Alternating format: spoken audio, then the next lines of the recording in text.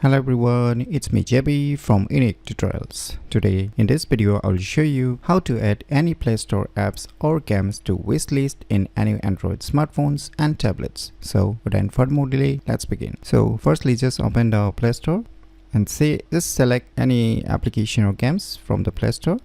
And now you can see here on the right top 3 dot icons, just click on it. Now you can see here option add to wishlist, just click on it.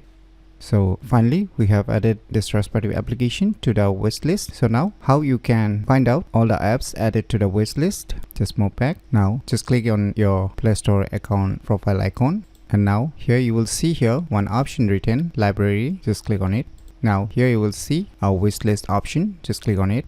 Now we'll see all the apps or games that you have added to the wishlist. So you can see. So by using these cool tricks, you can easily add any Play Store apps or games to wishlist in any Android smartphones and tablets very easily. So if you never known about these cool tricks, then you should definitely give it a try. So if you find this video tutorial useful, please click on the thumbs like button, and if you're new to our channel, click on the subscribe button. And lastly, thanks for watching.